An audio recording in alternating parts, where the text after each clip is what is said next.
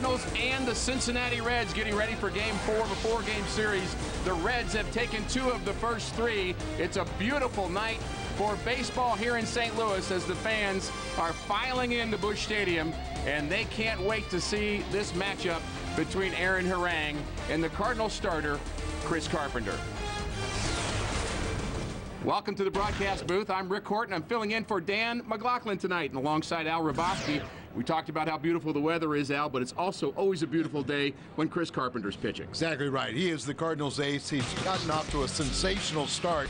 You see his 5 starts here. Remember, it was interrupted a little bit with a disablement, but go back to May 25th. Brilliantly pitching 8 shutout innings, no walks, 10 strikeouts. He had no hit stuff that afternoon, only allowed 2. Carpenter has been outstanding, but not a lot of run support for Chris Carpenter. He usually doesn't need a lot, but really offense has been a bit of a problem for the Cardinals. Well, it really has been. Right now, it doesn't matter who's out there. Cardinal pitchers are really pitching very effectively, but not getting a lot of run support. Of course, the opposition can pitch around Albert Pujols because nobody's doing much behind him. Colby Rasmus has gotten the best of Jay Bruce in this series. Both of these guys, Al, were picked in the first round in the 2005 draft. Yeah, Jay Bruce has 14 home runs on the season, but in this series, 0 for 11, 1 for 24 in the road trip, while Colby Rasmus has gotten hot. He's 5 for 10 and a lot of extra base hits lately. Looking forward to this great pitching matchup here tonight. Chris Carpenter, Aaron Harang. Can he handle Lance Nix? He's been hot. More from Busch after this.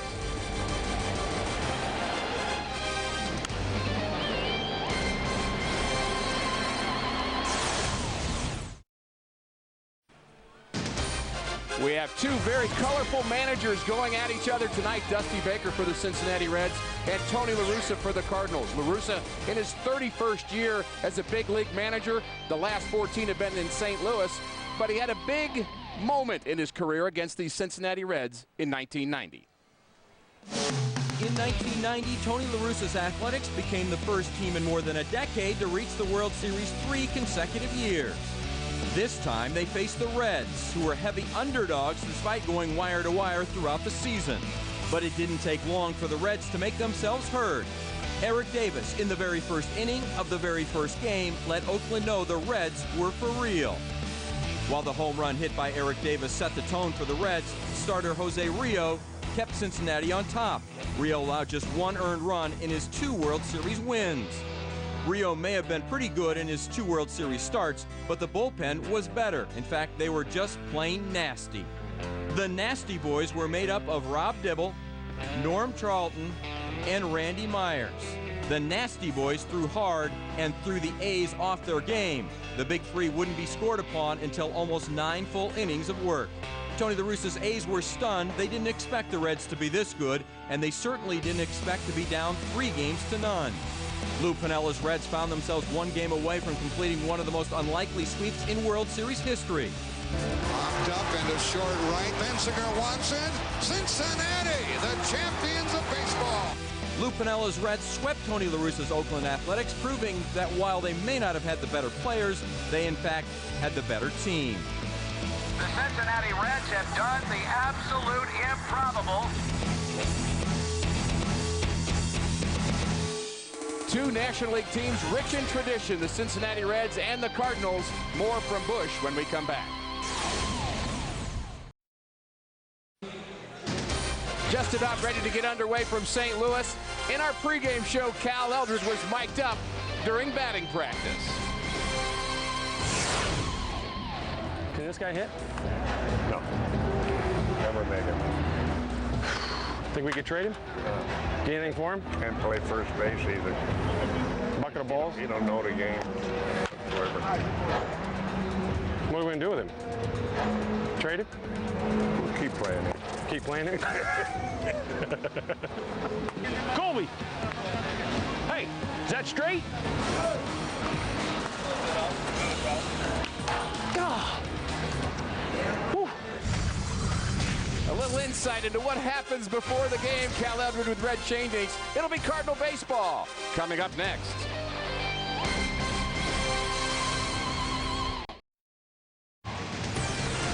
Cardinals baseball on Fox Sports Midwest is brought to you by Bud Light. With just the right taste that never fills you up, the difference is drinkability. By Steak and Shake, famous for steak burgers.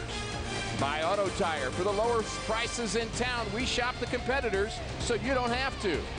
And by Chevy. See your Mid-America Chevy dealers or shop and compare at stlchevy.com.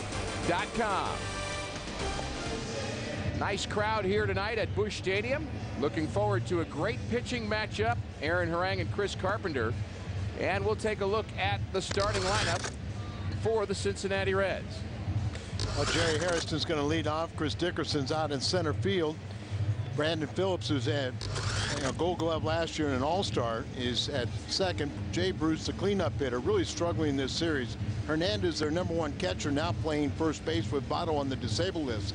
Lance Next out in left field. He's been the real offensive force. Alex Gonzalez at shortstop. And again back behind the plate and Harang on the mound. You see the numbers for Chris Carpenter. 3-0, great ERA. And this is a matchup of a couple years ago where Carpenter lost to Harang 1-0 on an RBI single by the pitcher. Chris Carpenter is our Marshall Wireless starting pitcher, and these two have hooked up a lot. Aaron Harang at one time, Al, one of the top pitchers in the National League off-season last year, but he's come back, and Chris Carpenter, when healthy, is as good as they come. They're really the two aces, but Carpenter has ace stuff, where Harang has ace mentality, but not the best stuff on their staff, but he pitches like an ace. And Chris Carpenter, not only does he have the good stuff, he's pretty competitive as well. Last outing, the only runs he's given up all season long for the Cardinals. .62 ERA, 3-0 record. And the count evens now to the leadoff hitter, Jerry Hairston Jr.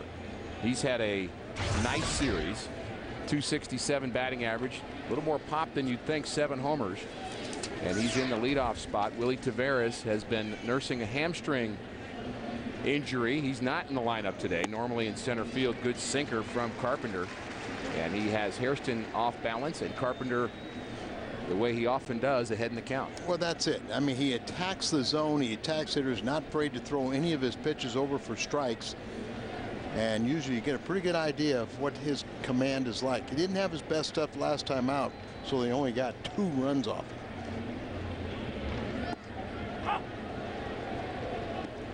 2-2 to Hairston. A couple of other Reds have had good series. Lance Nix is the one that sticks out. He's 5 for 10 in this series. I'm anxious to see how Carpenter attacks him after we got LaRue's scouting report. It'll be fun. Ball hit hard but handled by the third baseman Thurston across the diamond for out number 1. And we'll take a look at the Cardinal defense. Thurston makes that nice play. Ankiel, Rasmus, and Ludwig are the outfielders from left to right. Brendan Ryan's been very good defensively up the middle. Skip Schumacher improving. And the battery of Chris Carpenter and Yadier Molina. That's our Auto Tire Cardinal defense. Usually when you have Carpenter on the mound, they know that he's going to work quick, throw a lot of strikes, so the defense is on their toes. The only question is how much run support is he going to get. Maybe a base hit up the middle. Diving Skip Schumacher can't handle it. And one thing we've seen is that the Reds are going to be swinging at that first pitch against Carpenter. Well, why not? You know, I mean, this is the Cardinal philosophy to get ahead in the count. So if you're going to see a lot of strikes, you don't want to get in a position where he has 2 strikes on you and really work you over with his cutter or something. He knows what to do with that. Yeah, so I mean, count, but you know what, good pitchers, they are ready for that. They're going to throw strikes, but they're going to keep the ball in the ballpark. And you know, most of the time it's going to be right at a fielder, and if one sneaks through or something like that, the next guy has potential to hit a double play. Brandon Phillips with some power in the third spot in this Reds lineup. 10 homers, 40 RBIs for Phillips. See if he swings at that first pitch down in the zone. I noticed yesterday, Al, that for both you and I, we both at the same time came to the same kind of forgiveness of the antics of Brandon Phillips on the same day. We noticed him early in the career. He used to do a lot of the the antics that kind of drive us old timers crazy. But he seems to be a lot more professional. Well, I think what it is now he was a wannabe. you know, he wanted to be a good player. Right. Now that he is a good player, he knows it, and so the antics have stopped. Well, the ability hasn't stopped, that's for sure. This Reds club begins action 4 games over 500. Ground ball left side. Probably not enough time to get 2, but they do as Phillips hobbles down to first base. The Cardinals turn a double play. Good quick inning for Chris Carpenter. No score. On to the bottom of the first here in St. Louis. No score. Cardinals will get their first shot at Aaron Harang in front of a very nice crowd here in St. Louis. Here's a look at the Cardinal lineup. Colby Rasmus is very hot in this series, and he's batting in the second spot in the lineup in front of Albert. Cardinals need to get a little action in this lineup behind Albert in the 4th and 5th spot. Aaron Harang, the starter for Cincinnati. You see he's 500, and you know it's been up and down with him. His last time out, he really got roughed up by the Milwaukee Brewers. They hit 3 home runs against him, and he allowed 12 hits. We have seen at times that he can be a handful, as he's got, as I said, he's got the mentality of a #1. Doesn't have the physical ability, but he has very good off-speed pitches, and that spells trouble for a lot of the Cardinals' young hitters. And Harang completes our Marshall Wireless starting pitching matchup. Schumacher fouls one off over the Cincinnati Red dugouts. Skip Schumacher, one of the few Cardinals that's swinging the bat well, averaged just over 300. He's a pesky hitter, isn't he? He is, and it's remarkable changing from the outfield to second base. He's maintained that 300 average.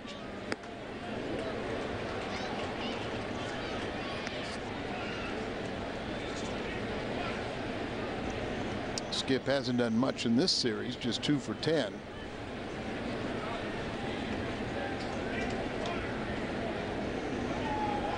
Cardinals have 4 left-handers in their lineup against Harang. Schumacher, Rasmus in the second hole, and Keel also not swinging the bat very well of late, although he has a couple of doubles here in this They've series. been late inning doubles. Yeah. So, you know, when the game's basically been decided and, you know, off a relief pitcher. He's getting the starts because of his numbers against the starter. And a leadoff walk to Schumacher. But both clubs here tonight with 36 errors as a team. Nick Dickerson and Bruce in the outfield from left to right. Brandon Phillips, very good defensive player in second. They have a catcher playing first base and a catcher catching. Ryan Hannigan, the rookie, and Aaron Harang, the veteran right-hander, on the mound. to me, that the Cardinals have to be careful against Harang with his very good changeup. Now Rasmus, it seems like of late, it's been an extra base hits. He's been wonderful in this series, going 5 for 10, and you know he's got the home run ball is going right now. That's not always the best thing for a young hitter. I hear you. All of a sudden you start thinking home run every at bat. And Harang, as you mentioned, the kind of pitcher when your timing is off, maybe one of the worst kind of pitchers to face, because he does change speed so well, and he can just kind of make you get yourself out if your timing's not good. He's a big guy, 6'7", 261, so he looks like he throws a lot harder, and he has a very effective changeup. Schumacher not going. Another foul ball by Rasmus. 0-2 now the count to the Cardinal rookie. A lot of rookies on this team. Cardinals now have another rookie added to their roster. Jess Todd was promoted from AAA, where he had 11 saves for the Memphis Redbirds, and the Cardinals made a move. Yes, out of the first player from the 2007 draft. He was a second-round pick that year out of Arkansas.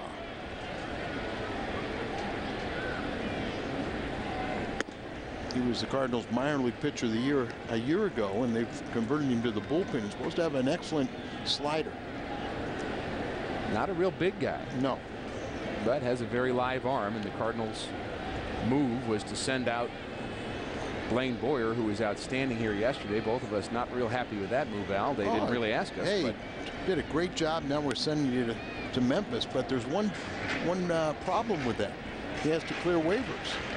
He's out of options, so some other club could select him. And with the performance he put in last night, he retired the last 10 in a row. Those 5 innings, a new career high for him, and saved the Cardinals bullpen. and got rewarded with a demotion. Well, we hope it's a demotion. Like I said, he has to clear waivers. 1-2 the count to Rasmus. Big hole on the right side, and Harang keeps Schumacher close. Skip just 1 for 3 in stolen bases on the season. Kind of bunch him in the outfield. They're playing fairly deep. Giving him both lines. Rasmus has shown that occasional power. And he chases a high one from Harang. That's his first strikeout. 1 out for the Redbirds here in the first inning. And we'll see Albert. A lot of clubs pitching around number 5.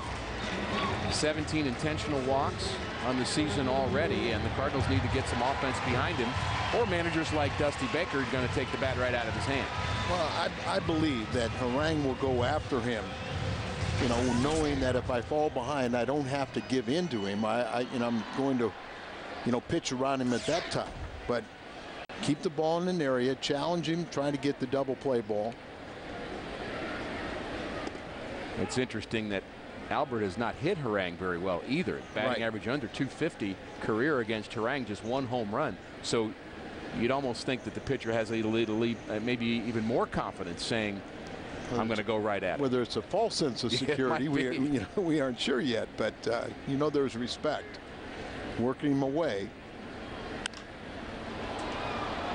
And you know what you're talking about, and what everybody, you know, in the world sits there and goes, why would you ever allow him to beat you? Why even pitch to him? Now that pitch was on the inner part of the plate, but the catcher was setting up away, so you don't always hit your spots, and that's where he's still can be extremely dangerous. But until somebody establishes that they can hit behind him and protect him, there's no need to pitch to Albert. 1-1 to count to Albert, and time is called by the home plate umpire DJ Rayburn. Rayburn, the umpire behind the plate. Jim Joyce at first, Brian Runge at second, and Darrell Cousins. And we found out that these guys not afraid to make a call maybe that goes against the grain here. The pitch to Albert. Well, you know, low. A couple of the calls. You better get your tag down. Well, a couple of the calls have been with this home plate umpire. You know, Rayburn, and he is a replacement or vacation umpire. So I think he will call the textbook a little bit closer than the others, because he's trying to make an impression and wants to do everything right. Good pitch to hit here. Albert hits it on the left side. This should be 2. Phillips makes the turn, gets out of the way of the hard sliding Skip Schumacher. A couple of double plays here in the first inning. We're through 1 inning of play. Jay Bruce will hit next for the Reds. If you're traveling and can't catch the Cardinals TV broadcast, catch all the action on your computer at MLB.tv. Catch over 100 live out-of-market games per week. For complete details, visit STLCardinals.com, where baseball is always on.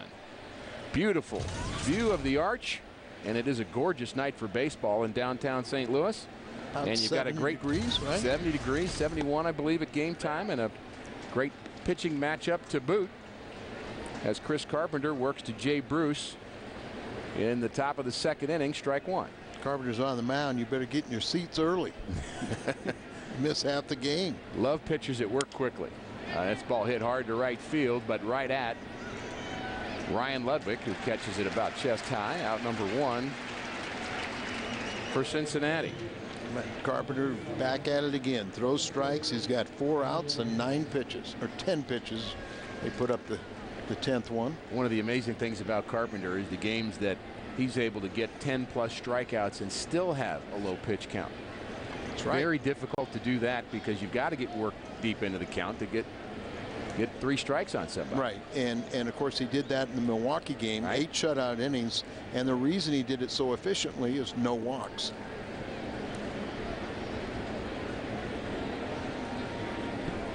Ramon Hernandez is a catcher by trade, been playing first base for Joey Votto, who's on the disabled list. He's been dealing with stress-related issues, and that's become the new injury in Major League Baseball, and a lot of folks are dealing with that. But Ricky, how do you have a stress-related a disablement when you're batting .357, 8 home runs and 33 RBIs. Seems like it'd be more stressful if you're hitting 190. Like Khalil Green, is dealing with failure has plagued him. But when you're Votto, he started with kind of some flu-like symptoms, and then he had to take himself out of a couple games, including one game after he hit 2 home runs. Got dizzy. And Khalil has got the support of all of his teammates. He sure does. And that's important. Teammates understand, they know what you go through, and the pressure of competing at this level, and a lot of attention on these guys, and that certainly has only increased over time as every game televised. At the end of every game, you've got a lot of reporters to deal with, and every place you go, you're a big leaguer, and the pressure to compete and to stay at that level is high. Good breaking ball from Carpenter, misses. People will tell you, a lot of highly talented athletes will tell you what motivates them is the fear of failure. Right.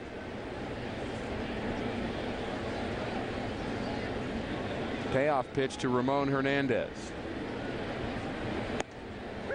Call, third strike right on the outside corner. Good location from Chris Carpenter, and he picks up his first strikeout. Ramon Hernandez not happy with that call from Mr. Rayburn. I think when you look at it, the replay, you'll just see that he rears back and fires a quality pitch down in the zone, right, maybe on the corner, but too close to take. And that's Carpenter. He'll challenge you even when he's behind the count or making a money pitch. Love that replay from our Hot Shots cam. Carpenter, so many effective pitches throughout the course of a game. Well, Jason LaRue gave a scouting report on Nix, and one of the things he said is you've got to throw the ball in on him, the right. cutters and sliders in. That's a perfect scenario for Carpenter. And good. There's that spot. Cutter in, and then he threw a fastball in there. But the one thing I disagree with Jason, I mean, everything was down. A lot of the Cardinal pitchers don't take advantage of the ball up out of the strike zone. Good breaking ball from Carpenter. And there's the curveball, much, rather than the cutter that running in. But Nix doesn't look quite as confident as he has earlier in this series. I think it has something to do with number 29. Working with 2 outs here in the second. A little more defensive swings out of Lance Nix, who's been a good story for Cincinnati. Guy that was not even supposed to be on the roster. Played some with Milwaukee. Started out with Texas and thought maybe his career was going in the negative direction. Not only has he helped this club offensively, he's made 2 or 3 outstanding plays defensively against the Cardinals.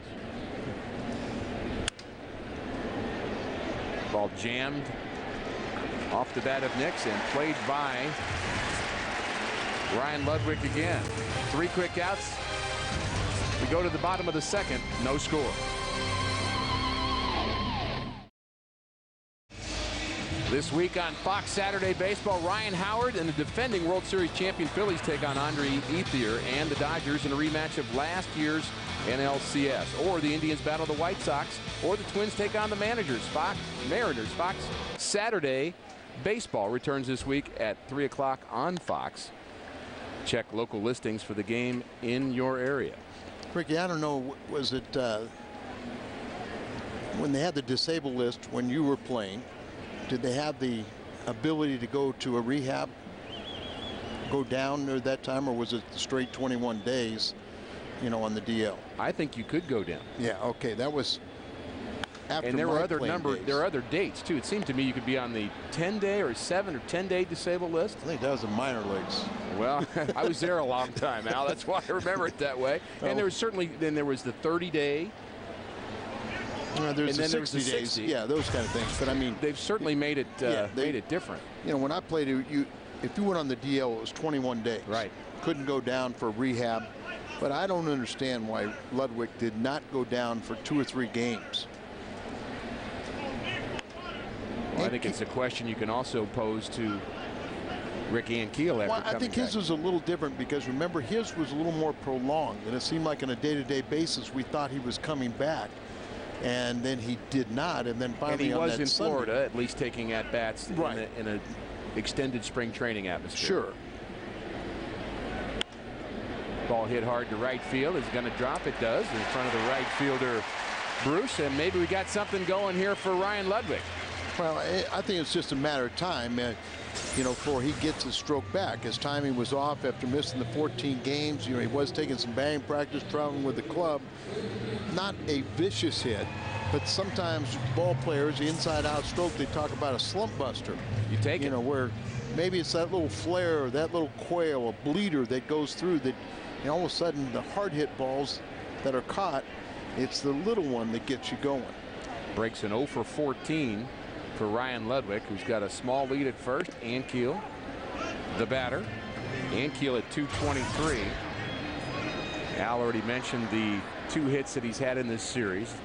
Both times his last at bat of the game, as his timing is also improving, but not quite there yet. Yeah, they were doubles to left center off relief pitchers. He's only 2 for 12 in the series, those 2 doubles, and only 3 hits since he's come back off the disabled list. So really struggling against an off-speed pitcher.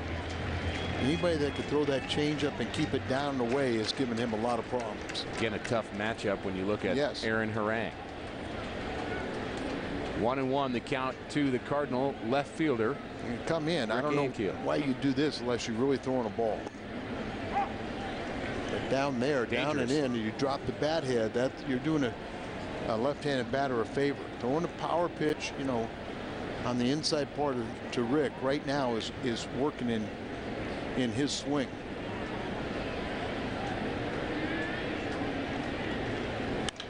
Ball hit on the right side.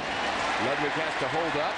Ball goes in front of him. Base hit to right field for Ankiel. A couple of struggling Cardinals with base hits to lead off the second inning. And it's good to see that. Yeah, I mean, 87, he doesn't get it far enough away to where he wants it. You see him reaching down and in the middle, so it's really kind of in his wheelhouse. It's a ground ball that if it's a little bit more to the first or second baseman, it turns 2, but this one goes through. We've had a lot of focus on the streaks of Ludwig and Ankiel and them having their difficulties with the bat, but Yadier Molina also 0 for 9. Exactly, and he got 4 hits in the San Francisco series, but all 4 of them were singles. You're not getting any RBI production from the 4, 5, and 6.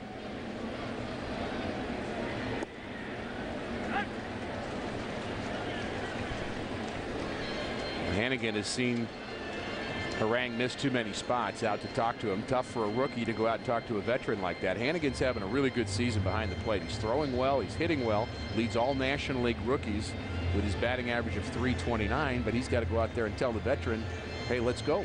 Right. And our Toyota keys to the game. You see the Cardinals with runners in scoring position. In April, they were outstanding. But look what's happened since then. Only 201 in 30 games since a brilliant April. The Cardinals led the National League in hitting in April. They got great starting pitching. They were something like 16-2 in the starting rotation. Then early in April, the starters really fell on hard times, and so did the offense. But then the starters have righted the ship along with the bullpen. The Cardinals still lead the major leagues in ERA, but very little run production. Interesting, the Cardinals not bunting in this situation with Molina, a good bunter. That ball behind him almost hit him. Molina wasn't happy early this week when he got hit by a pitch, slammed his bat down. That ball actually, did it go behind him or over his head? Well, they want to elevate the ball, but that just takes off and throws behind him, almost hits the bat. But you've seen that before, where it hits the bat, comes fair, and all of a sudden you got an at bat. That's a bad day. Yeah, it's no when you're struggling then, and pitcher gets a gift. In this case, it'd be a double play, if not a triple play. You'd have to think that a sacrifice would be at least an option here. The Cardinals having trouble scoring runs. Molina, a good, very good bunter. Chris Carpenter pitching. Runs are important. I think Tony believes that Molina, when he is swinging the bat well, is one of his better RBI men. Problem is, if he hits anything on the ground, they're going to get multiple outs. 3-1. He does not strike out often. If you're really trying to jumpstart this offense, would you start the runners? You run in the risk of hitting into a triple play with the line drive, but it's one way to get things going. And there they go, and that is ball 4 as Ludwig and Ankiel did take off. And Harang misses with the 3-1 pitch, and the Cardinals have the bases loaded, nobody out here in the second inning for Joe Thurston. Ludwig the runner at third. Ankiel with a base hit, the runner at second, and Molina walked behind them. Joe Thurston, who has swung the bat very well the last couple of days. Yeah, he's 6 for 10 in this series. He had 3 for 3 with a walk on Monday night. He leads the ball club in doubles and also triples. Seems to have made an adjustment on off-speed pitches. He's hitting them better. Of course, he's more of a fastball hitter than an off-speed hitter. Usually what separates you between the big leagues and AAA. A lot of AAA guys can hit the fastball. And there's a ball down the left field line, just foul. Boy, they had the outfield swung all the way around to right field, so that would have been a base clearing. Probably, you know, it's hard to have a triple when you hit it to left field, but it probably would be, as you see the left fielder so far off the line. And that ball coming off the bat of a lefty would have sliced away. You can see your big gap even out in left center is they have the outfielders swung all the way around. Thurston first ball swinging, and they're going to go up with him, and they do. That ball looped to the shortstop, and he's going to make that play as he breaks the bat. Infield fly. Thurston is retired for the first out, and now Chris Carpenter will hit with the bases loaded and 1 out. Oh, it's one of those times when the batter batting 8th definitely works against you. It'd be hard to maybe add that up over the course of a year and figure out, you know, the pros and cons of that. Understand that Tony's actually gone back to that exclusively. At the beginning of the season, he felt like he did not have a guy that he could put in that number 9 spot who could serve as that second leadoff hitter. Well, I think what happens a lot of times is he looks at what he thinks is the ability of his team offensively. Beginning of the season, coming out of spring training, they thought this team was going to score a lot of runs. So the pitcher's batting 9th. All of a sudden we get into May, team struggling, the pitcher's batting 8th.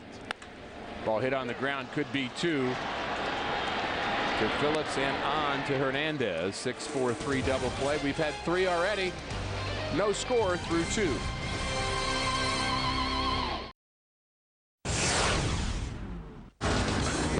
Too high.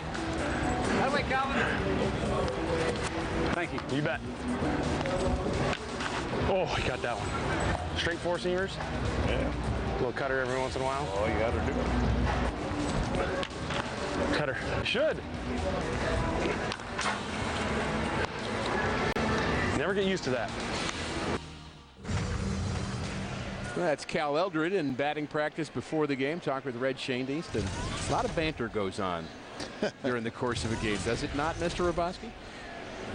Well, you and I have thrown batting practice. Yeah. And I probably did it for about 15 years after I was retired. And I used to love to do it because you could really see the weaknesses of hitters. Absolutely.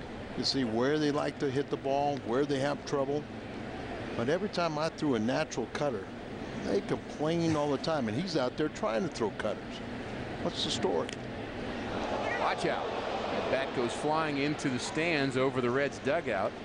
And we hope everybody's okay. It slips out of the hands of Alex Gonzalez, leading off the top of the 3rd. Guys fighting for the bat, and then they realize that somebody may be hurt. That is a dangerous situation when the bat goes up into the stands. Happens so frequently today. It's amazing. They got gloves, they got the pine tar. Number of smiles there in the area, so it looks like everybody is okay. Dusty Baker checking it out. Everybody's smiling but the person that got hit.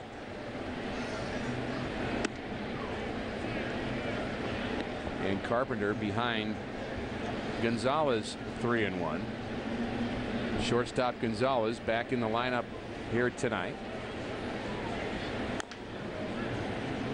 Fouls one off. Full count now. If it wasn't Gonzalez's debut, it was very close to it when he came up with the Marlins, and they thought enough of him to make Renteria available to the Cardinals. But he had a big offensive game, I know, at least early in his career. Ball hit hard to center, but the play is made by Colby Rasmus, and he got a pretty good jump on that ball. That was not an easy play. The line drive right at you can be a tough one. Yeah, it's one, but you watch him out here. It's coming off the bat, so it's going to kind of slice away from him. See, gets his body down low. You kind of get a better angle to whether that ball is going to take off and go over your head, or if it's going to have that sinking action. Dave McKay works daily with the outfielders, hitting fly balls, trying to get them to find the nuances of all the different ballparks. Out there toiling with the outfielders. And he's had some work to do with Colby Rasmus. And, you know, we love Colby. We think he's got a lot of talent and will be a Cardinal outfielder for a long time. But Dave McKay certainly dealing with him on the way he sometimes kind of, I guess I would say, saunters after balls, if I try to think of a nice word to say it. Very casual. And also his footwork when he's going to make a throw to a base, often catching the ball flat-footed, going backwards instead of having his momentum going towards the base. Again, something that you think he would learn. You'd also would have hoped he would have learned it before he got to the big league level. Ricky, you and I have both seen, and you have been a pitching coach in the minor league system before. And, you know, a lot of time those top draft choices, a lot of the managers and coaches in minor leagues are a little bit reluctant to kind of criticize them, and they need it as much, if not more, than, you know, a 25th rounder. That is part of their development. Sure. You're talking about developing a player. You're developing their mental toughness. You're developing their skills, certainly. 3-1 now the count to Hannigan. And Carpenter, even when he gets behind somebody, he doesn't give in. No. He comes right back at you. He says, let's see if you can hit it. He got behind Gonzalez, and he threw him a 3-2 pitch right down central, and he got an out. Remember, he got Ramon Hernandez threw a quality pitch on a 3-2 pitch, got his first strikeout. Defensive swing, just trying to get a piece of it, stay up there.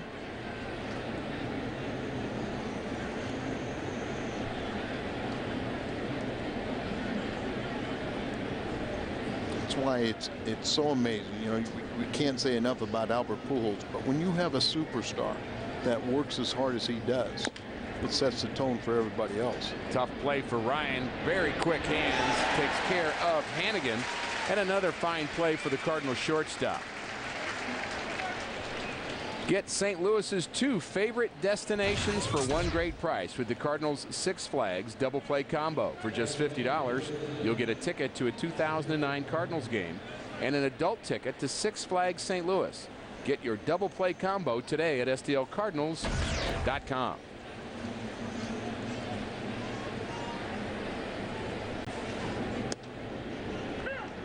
Brendan Ryan has been outstanding defensively over the last couple of weeks. He has quick hands, quick feet.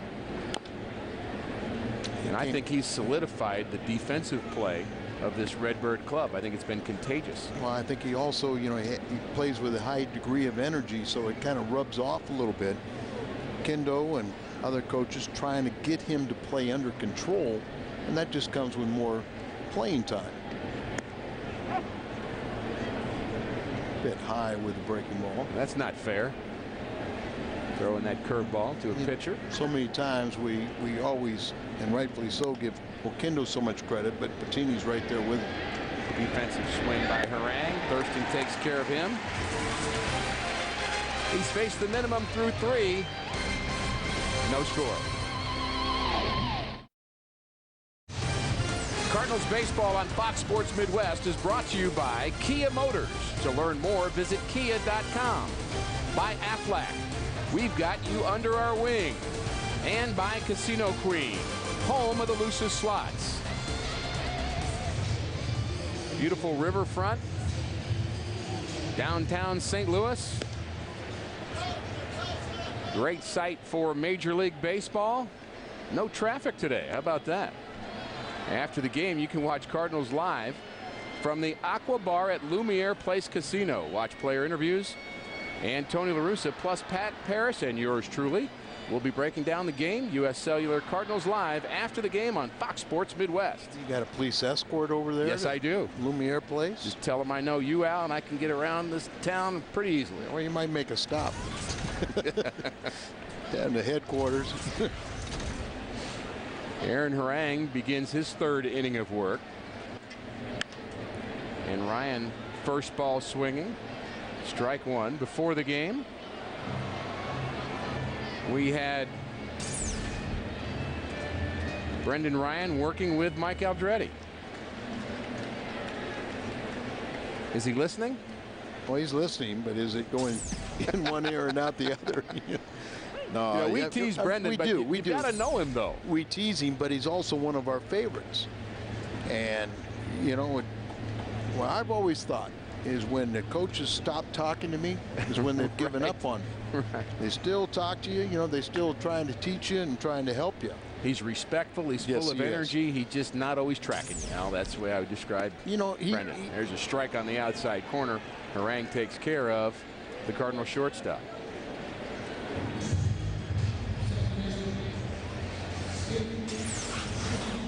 So he dropped down a little bit more. Just kind of throws it out there, and Brendan didn't think it was a strike, but I thought it was. Couldn't hit it. Perfect location. Foul it off. Stay up there somehow. Schumacher walked leading off the game. Hits with one out. You know, Ricky, I've talked to Brendan at times, and sometimes he's the butt of some of his teammates' jokes, and you know, he kind of worries. But he even sits there and he goes, you know, I know my role in this team, and sometimes I have to be that person, take the pressure off of other people that can't handle it.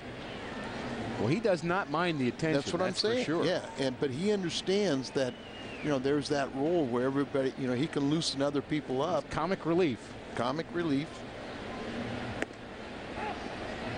The personalities that you see on a ball club. You know, how do you throw 25 guys together? You know, different race, religion, socioeconomic backgrounds. Right. Thank you. I knew where you were going with that. Virginia education. But you got guys from California and Colombia, Puerto Rico, Dominican Republic. Language is an issue, and in some cases, age is an issue. You've got absolutely. You may have a player in his late 30s, maybe even 40, playing with a young kid. Well, I go back to George Brett. George Brett told me, you know, we were teammates, but you know, he got married when he was 37. His last year in pro baseball, he led the team in home runs and RBIs, but he said, I had nothing in common with my young teammates. There's a base hit to left field for Schumacher. Beautiful swing for Skip as he takes the ball the other way, and he picks up the Cardinals' third hit of the evening. Skip is very good at going to the opposite field, and there's a lot of base hits out there. And you can scatter it around. You know, we were different type pitchers, but if I had a dead pull hitter, he was easy to pitch to.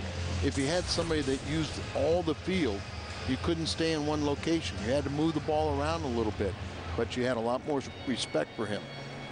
That's our Hot Shots view of the swing of Skip Schumacher, whose average continues to climb. Colby Rasmus struck out in the first inning. One of two Aaron Harang punch-outs on the night. Chased a ball up out of the strike zone. That's a pitcher's pitch. What you love about the battle between pitcher and catcher is they both remember that. And so the pitcher is thinking, well, if I get him 2 strikes, do I go up there again? Of course, the hitter's thinking, he got me that on that last time, so I'm going to look for something different this time. And that's that great battle that we love. Al. That's what I was talking about with Jason LaRue. You know, he's talking about how you got to go down, down, down. Sure, that's a great way to pitch, but there's a lot of outs up out of the strike zone too. Popped into shallow left field. The shortstop Gonzalez handles it. North Star is making this Sunday extra special with ice cream sundaes, beginning 2 hours prior to the game in the Ford Plaza. Join us for music, fun, games, and don't forget free ice cream. Wow, that sounds good. While supplies last, North Star ice cream sundaes. Albert Pujols bounced into a 5-4-3 double play. Hits with 2 outs. And at least you like to see him hitting with a runner on base. Right, and we'll see if his recent trend continues. Ball hit hard to center field.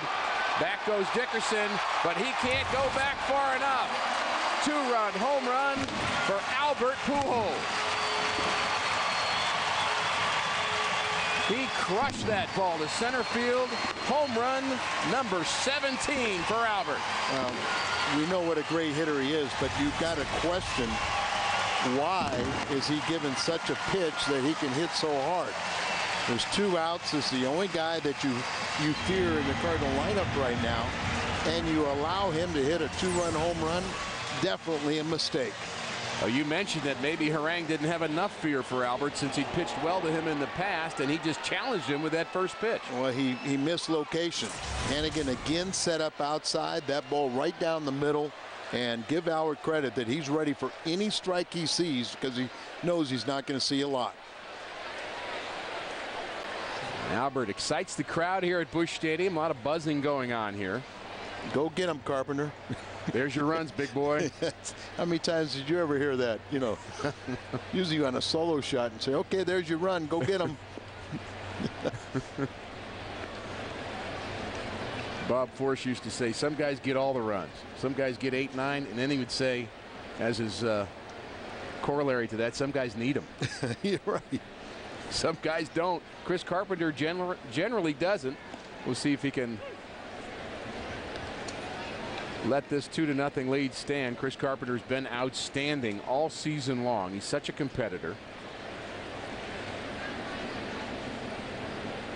And up until that shot, we've had perfect pitching from both pitchers. Hard shot handled by Gonzalez. Nice play. Spins around and throws out Ryan Ludwig, and he hits the ball hard. Maybe something going well for Ryan Ludwig. 2-0 Cardinals. Cardinals are 11-2 when Albert Pujols homers, and he did just that here in the bottom of the 3rd inning to give Chris Carpenter a 2-0 lead. And it was home run number 17 for Albert, and it went 431 feet. First pitch hit on the ground to Brendan Ryan, and he takes care of Jerry Hairston. And 1 pitch, 1 out, and let's go back to that home run swing. Well, Ricky, for number 5. Very few things you can do in baseball or any sports without balance. And we always talk about the lower half, how much everything's in sync. Look at the balance right there. And straight up, his head it doesn't move. There's very little movement in the upper body versus the lower body. Everything is in sync. Everything is balanced. There's a base hit to center field, a looping liner off the bat of Chris Dickerson, and that's the 2nd hit for the Reds here tonight, and he has both of them. Right. And again, first ball swinging. Cincinnati Reds, even though they're down 2-0, they are just up hacking. They do not want Chris Carpenter to get ahead in the count. Well, just look at this inning. Hairston swings at the first pitch, it's an out. Then Dickerson swings at the first pitch, it's a base hit. But you've got the same scenario that Phillips now can hit into another double play like he did in the 1st inning. But Carpenter's out there. Very few times is that first pitch put into play, and even more rare is it a base hit. I think often people want teams to stop swinging the bat once you get down, but often that is taken as a sign of defensiveness by the team with the lead, and all of a sudden you start to bury them and just bury them with strikes, get ahead, and then hitting gets worse. Cardinal defense plays Brandon Phillips deep in the outfield from left to right. That's Ankiel, Rasmussen, Ludwig here tonight for Chris Carpenter. And Carpenter knows he's going to go out there and he's going to, you know, throw strikes. They're great pitchers. You never could really appreciate them until they had a couple guys on base because they were pitching to contact. They were trying to let the guy make an out. When they got, you know, a couple guys on, then all of a sudden they dialed in the fastball, had another foot on it. The breaking ball was much sharper because they were not going to let you score. There goes the runner, fouled off the plate by Brandon Phillips as Dickerson takes off. Dickerson does have 2 stolen bases. Well, it's more of a reflection of Carpenter that he's going to throw ground balls. So, you know, Phillips hit into a ground ball the first time, a double play. This time they're trying to avoid that. They know Molina has a gun. And Carpenter's quick to the plate, as quick as anybody. Yep, but you got a guy that's a pretty good contact hitter in Phillips, and you know, might as well send that runner so they can avoid the double play. Let's see if he goes 1-1. He's not. Swing and a miss. And look, you see that how much sharper that breaking pitch was. Cutter right there, just, you know, burying it down and away. You talked about the balance of Albert's swing. Very off balance there was Brandon Phillips. He was on his front foot. Ball sliding away from him, and he just could not keep his weight back. Swinging at the fastball, and he got the cutter.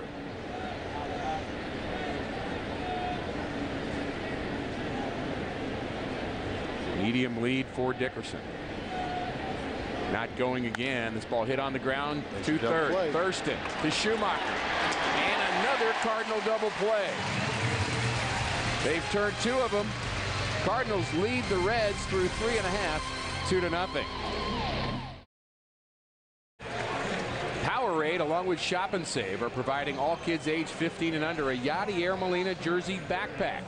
And this backpack will be distributed to kids prior to the June 7th game against Colorado. To purchase tickets, visit stlcardinals.com. Cardinal fans happy here so far as Albert Pujols has staked the home club to a 2-0 lead, and Chris Carpenter sailing right along, and first pitch is boxed by the catcher Ryan Hannigan. I think he was looking for something different there, as he barely got a glove on that pitch from Aaron Harang, who's been pretty good here tonight. The 2-run homer to Albert, the only blemish on his resume. And he's had 2 double plays turned behind him. 4 total in this game. Yeah, the Cardinals escaped, or excuse me, the Reds escaped a bases loaded, nobody out scenario, as Ludwig and Ankiel opened up the second frame with base hits. Yachty walked, and a pop-up and a double play got him out of that inning. Ankiel had the ground ball base hit to the right side in that second inning following the Ludwig single.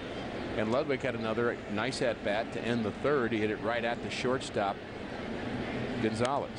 Gonzalez made a nice play on that with a bad, tricky hop. And we'll see if Ankiel can put together back-to-back good at-bats here for the Redbirds.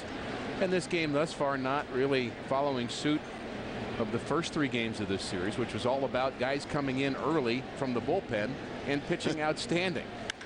This ball hit hard to center field.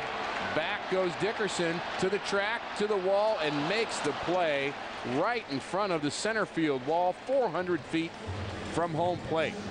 But Ankiel gave that a charge. Yeah, he hit that ball cleanly. Watch Dickerson go back. He'll feel for the wall. You know, you can feel the transition from grass to warning track underneath your feet, so you kind of know you're getting close there, but he wasn't going to take his eye off it. You know, he's tracking it down and feel for it, but I think right now Rick's had 2 good at bats. Absolutely. Yadier Molina walked and takes strike 1 from Harang. He walked to load the bases in that second inning, and Thurston popped out to the shortstop. Then an inning-ending double play off the bat of Chris Carpenter ended the Cardinal threat there in the second inning. We kind of signaled out the Cardinal outfielders in last night's game for lack of production, but got to get Molina going also. Absolutely. You know, you look at, you know, everybody's talking so much about third base and lack of production. There's a good sign. There's a hitting coach working with him. Well, you think he's trying to figure out Yachty's stance there? Yeah, but Pinheiro had a good bullpen session today, and he's in line for the start on Sunday. That was good news, Al. Yeah, because more good news, by the way. We have a baseball fun fact coming right around the corner. How about that? Well, we'll determine whether that's good news or not. You know, it's kind of scary actually when pitchers are talking about hitting. Hitters aren't going to listen to them. No, but it's nice when they talk about hitting because their pitching does the talking for them. Exactly. 0-2 the count to Molina, and this ball hit. Nice play from the backhand. The third baseman Hairston Jr. throws out Yadier Molina. How about that play defensively, and a nice play at first base by Hernandez to pick it out of the dirt. I mean, there's a nice play here. He rushes his throw. He really didn't even have to do that, and makes it very difficult for Hernandez at the other end. But a good play, and this is a pretty airtight defense. When you think about Harrison and Gonzalez and Phillips, a Gold Glove winner at second base last year, and they're getting a lot of help from their catcher turned first baseman, Hernandez at first. Pitching and defense, the way the game is supposed to be played. Strike 1 on the outside corner to Joe Thurston. Thurston was jammed in his one plate appearance, popping out with the bases loaded, stranding 3 runners there, but he has been swinging the bat much better lately after a great April. And there's another case of the fake bunt, Al, with 2 outs. I was about to say, we have singled out the problems at third base, where we got an awful lot of production from Thurston and Barden in April. They are not that good, and they're not as bad as they were in May. Right. And Thurston's been swinging a good bat here early in June, but these guys were, they're spare parts. It's the Duncans, the Ankiels, the Ludwigs, the Molinas. Those are the guys that are supposed to carry and offer the protection for Albert. And these guys are just supposed to contribute. Barden and Thurston certainly did set those bars pretty high in April. They were so sure good. Did. But what they really did is they kept the Cardinals really in it at that time. But it was a very good offensive team, and they just were contributors. And Thurston bounces out. Jay Bruce leads off for the Reds, 2-0 Cardinals. Here's the baseball fun fact I know you have been dying to hear about. When the St. Louis Browns became the Baltimore Orioles, that was 1954, the new owners threw the old uniforms out into the street, Al. I'm sure you didn't know that, did you? There's a lot of still Brownie fans in this town. They even have their own little society, and a lot of these old Brownies are still living in St. Louis. See some of them occasionally.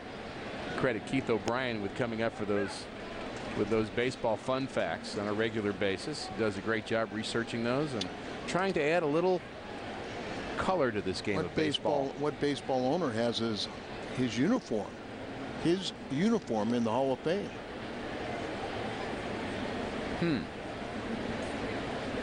I do know the answer to that. I got a little help, but I know the answer to that. And that's a great story. Yes, it is. So who is it? It's the Cardinal owner. That's right. Mr. DeWitt. Bill DeWitt Jr. was the bat boy for the Browns when Bill Veeck employed Eddie Goodell, the midget. Ball hit into center field. Raspman has to go a ways to get it to the warning track, but they didn't have a uniform small enough for Eddie Goodell, so they used the Bat Boys uniform, and that was Bill DeWitt Jr.'s uniform. His father and family owned the St. Louis Browns, and so after that one at bat, and the commissioner said nope, voided the contract, and that uniform ended up in the Hall of Fame. Longtime dear friend Jim Delsing was in that game, St. Louis. He was the pinch runner for Eddie Goodell. 1 out for Carpenter, who has been outstanding thus far. Misses with the cutter. 1-0 to Ramon Hernandez. Hernandez was called out on strikes in the 2nd inning. Carpenter with just 1 strikeout, but no walks. That key stat that you mentioned, Al, and there's a big swing there and a fastball up and in. Here we are, 4 1/3 innings, and a 1-1 count on the batter, and he's thrown 50 pitches.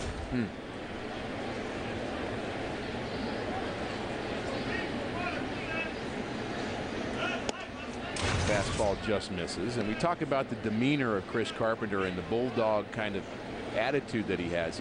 He's a bulldog, but he's not real demonstrative on the mound. You don't see a lot of expression from him. He doesn't have to give up many base runners. So, but I mean, the thing is he leads by example. Other pitchers just watch him and how he goes about his business. He's quiet, but he's thorough. He's complete. He just goes and attacks hitters. Very confident in what he does out there. 2-2 pitch misses, and another full count. Again, no walks thus far for Chris Carpenter. And he's given up just 2 hits, both of those to Chris Dickerson. And there's the ball beat on the ground to Ryan. He short hops it. Tough play. And he throws out Ramon Hernandez for the 2nd out here in the 5th inning. Good example there, of being aggressive, and then you can determine which hop. He gets the short hop there, but instead of laying back on it, he gets the hop that he wants. Keep the glove down. It's much easier to bring it up than to go back down. Something about the way a shortstop plays this game. They are just a lot more graceful than any other position players. There's something about the way they field the ball, the way they move, the way they contort their body. We've seen the great ones here in St. Louis. Dal Maxfield, outstanding defensive shortstop. Ozzie Smith, perhaps the best in the history of this game. Ball hit the left field. Chris Carpenter gets himself another 1-2-3 inning as Rick Ankiel takes care of that. Carpenter will lead off for the Redbirds next. This date in history brought to you by Schnucks. June 4th, 1982. Bob Forsch wins game 100 in his career by beating Dave Stewart and the Dodgers 5-2. Bob Forsch, one of the top pitchers in the history of the Cardinal organization. He's third on the all-time win list. And I got to see Bob Forsch when he was the third baseman. You didn't play with him? Yes, I did. You did? Yeah, when he was the third baseman in Modesto, California. Very good hitting pitcher in the big leagues.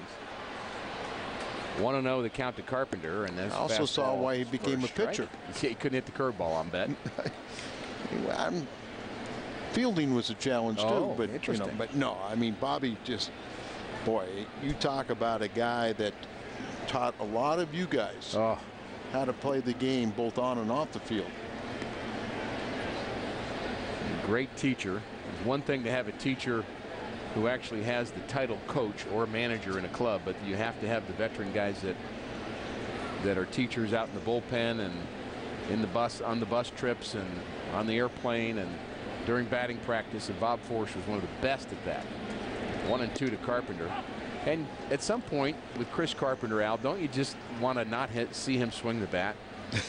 Aren't you just happy? You sound like Dan, and we miss Dan, but Dan goes, I did that in honor of Dan. Dan told me to ask you that question.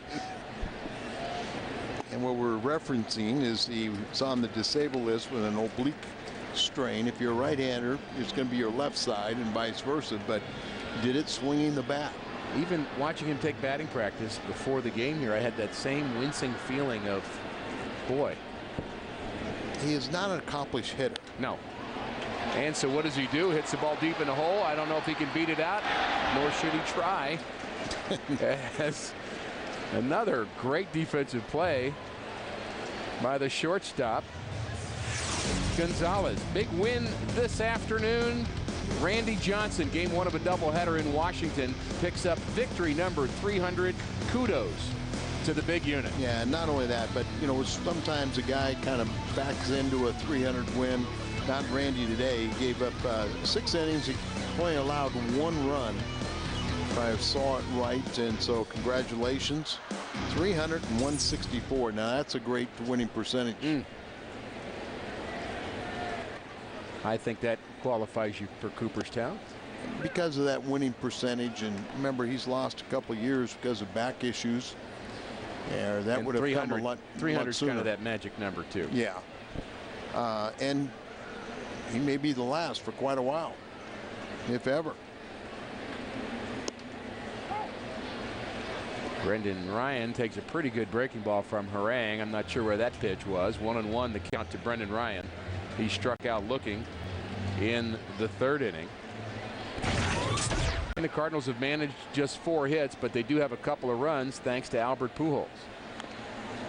As Ryan tries to bunt. Hit him in the batter's box.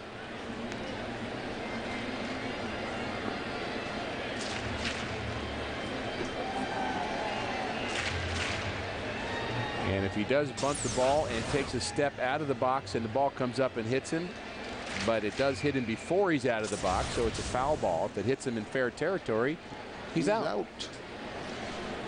1-2 the count to Brendan Ryan. Open stance. And he's battling Mr. Harang. 2 runs and 4 hits for the Cardinals. They've left 2 runners.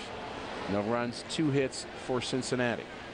Interesting you say he hits with the open stance, and remember he always licks his front shoulder, trying to tell himself to keep the front shoulder in. Don't let it fly open. I remember when that was the weirdest thing we thought he did. That's not even the top 10, Al. 1-2 the count to Ryan, and just misses outside. I wonder, were you on the team when Rex Hudler was here? Oh, yeah. I think. Do you think we can get him to eat a bug? If we, I think yeah, I would say we could. Yeah, that's a great story. Rex eating a bug, and he got a little money for doing that during a blowout game, if I remember. A few players gave him some money to do it. Of course, today it would be thousands of dollars. I think it was hundreds, if I remember. It was hundreds then. I think Pagnozzi had something to do with that. But it would be thousands in today's economy. And I think you could probably get Brendan Ryan to do it for free if you asked him in the right time. Unless I miss my guess. He might pay the guys to set it up if we put it on TV. 2-2 the count to Brendan Ryan.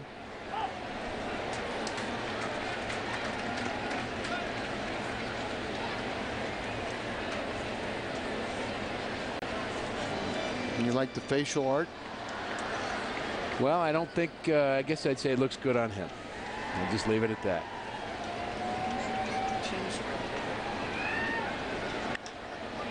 Flare to right field, but it will be handled by Bruce for out number 2 as Ryan tried to go the other way with a pitch down and away. And Skip Schumacher will hit with 2 outs and nobody on. Skip walked in the first, singled and scored ahead of the Pujols home run in the 3rd inning. And that base hit, we liked that base hit, but we saw it as Schumacher as he went the other way on a pitch down and away from Harang. They bunch him in the outfield. I just saw Dickerson, the center fielder, kind of move back towards center, maybe even slightly to the opposite field. So they'll pitch him in.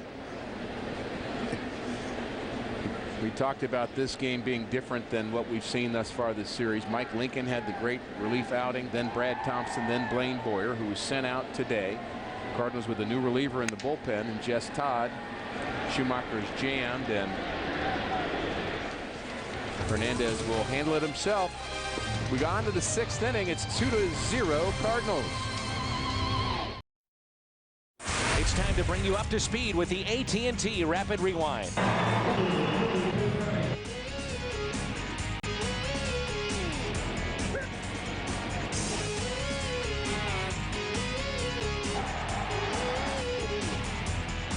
AT&T, the nation's fastest 3G network. AT&T, your world delivered.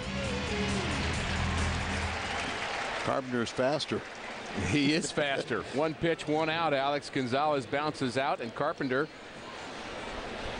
is working very quickly and efficiently. He goes up there and he makes his pitches. They keep on grounding out. So, you know, every 3 or 4 first pitch outs, they get a base hit. I'll take that ratio. As long as they're singles. He's only allowed 2 tonight. And both have been erased on a double play.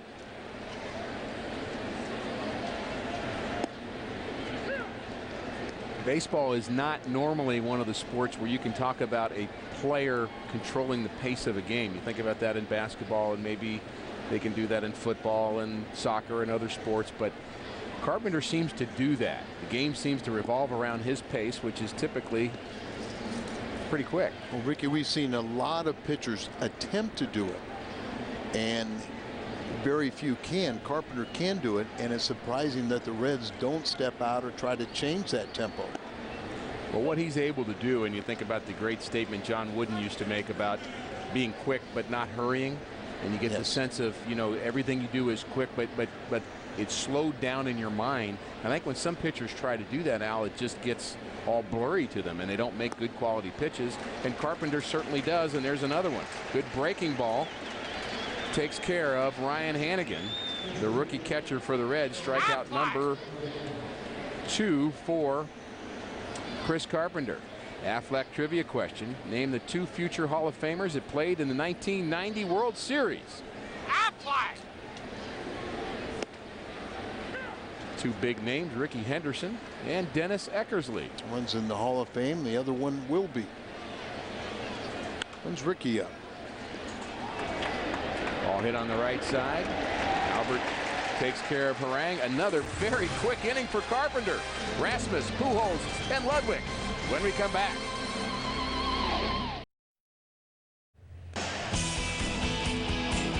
What's on tap? By Bud Light. Rockies come into St. Louis. It'll be tomorrow, 6:30, Fox Sports Midwest. And they've got a new manager. Jim Tracy taking over for Clint Hurdle.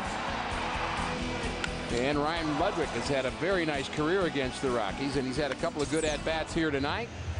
But the star of this game has certainly been Mr. Carpenter. Just 2 Cincinnati Red hits, both by Chris Dickerson. And he has faced the minimum through 6 innings, as Dickerson was erased twice on double plays, and Chris Carpenter has been outstanding. And another baseball fun quote, Branch Rickey talking about Leo DeRocher. He could take a bad situation and make it immediately worse. Leo the Lip. I was in the league when Leo was managing the Cubs. I remember one time he went out to the mound and made a pitching change. The only problem is the guy that he wanted to bring in wasn't warming up, and he brought him in anyway. That'll teach him. Yeah. Pop up behind home plate. And this is going to get out of play. Rasmus has a new life. Rasmus struck out and popped out. And his average at 245. I know you've heard some of the old stories of the baseball stories about Ted Savage and Lee Thomas talking about playing for Leo DeRocher. Let's just call him an authoritarian. They hated Leo, and Leo hated them. And he was happy with that. That's just the way he wanted it to be. Rasmus trying to get aboard in front of Albert Pujols, give the Cardinals a little bit more of a lead, and he does just that. He laces a single to left field past the third baseman Hairston, and Rasmus a leadoff base hit here in the 6th. Cardinal fans stop into the Schnucks nearest you, located at either Hampton Avenue or Clayton Road, on Saturday, June 6th from 10:30 to 12:30, and meet a member of the St. Louis Cardinals. For more information, visit schnucks.com. I saw that Kyle McClellan is going to be at, I believe, the Clayton Road, and Chris Perez is going to be at the other one. I think 10:30 to 12:30 on Saturday. Albert already has a 2-run homer. And a line drive to left field. Is it going to get out? No, but it's off the wall. Rasmus rounds third. Oquendo sends it home, and the Cardinals lead 3-0. Albert Pujols with his 3rd RBI of the night and his 48th of the season. Why? Why? There's your question again, Al. Look where he's set up. He's set up outside. Another pitch that he misses location, but he gets on top of the high delivery, and that ball got out, and this time it gets over the head of Nix and was Rasmus flying. And as good an outfielder as Nix is, and as good as he's played against the Cardinals, he had no chance to react to that ball. He was playing deep on Albert. He's reached base at least twice in his last 15 games. Well, the difference is most of the time in those 15 games has been via the walk. But, that ties Simmons. And I guess the longest Pete Rose has been Pete Rose at 20, and back in the early 80s or so. Swing and a miss by Ludwig. You'd almost think that number would be higher, but to get on base twice every single game for 20 straight games, I guess, isn't easy. Pete Rose did it. Now Albert has done it 15 times in a row, and he's chasing Pete Rose. Ludwig with 2 good at-bats so far tonight. A base hit in the 2nd, and he hit a hard shot to the shortstop. And he was retired to end the 3rd inning, and Aaron Harang starting to labor a bit.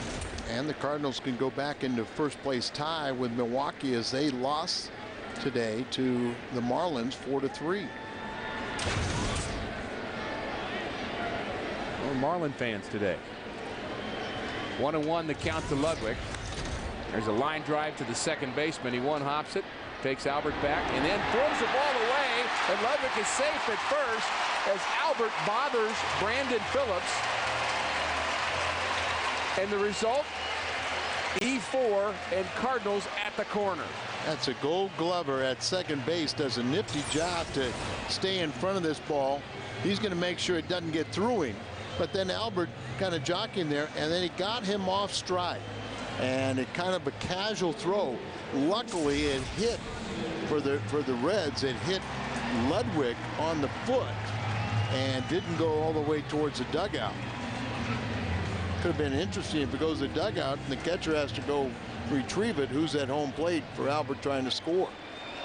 You could see Phillips mouthing "my bad," and he didn't get an argument from Aaron Harang. And Rick swinging the bat well here.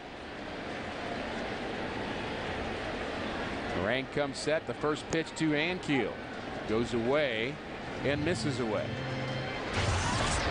Ankiel hit a ball as deep as you can hit it in the fourth inning, backed up Dickerson to the center field fence.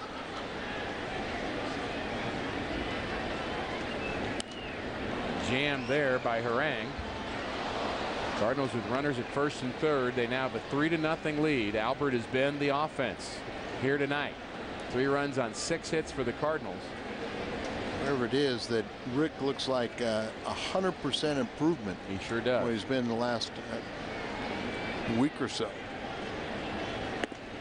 Swing and a miss. Particularly has looked bad against left-handers since he's come back. Well, I just think anybody that can throw a real good off-speed pitch down and away, particularly the changeup, you know, has his number right now. You can elevate the fastball on him too. It's like they're going fastball in 1-2. Maybe doing him a favor. Breaking ball. Wasn't a real good one either.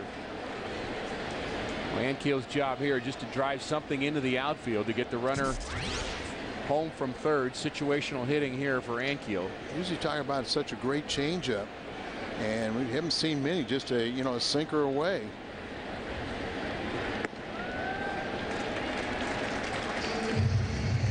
He's not had good command. He has not been able to get the ball down consistently either. Sometimes it can be a plus up out of the strike zone. 2-2 the count to Ankiel. I do that sinker, but it's not moving much. It's a little flat. It's moving on one plane. It's not sinking down. 3-2 now the count. Ludwig the runner at first. Pujols the runner at third. And again, before he puts down the one, he'll do that little circle indicating the sinker. And a slider coming in on him.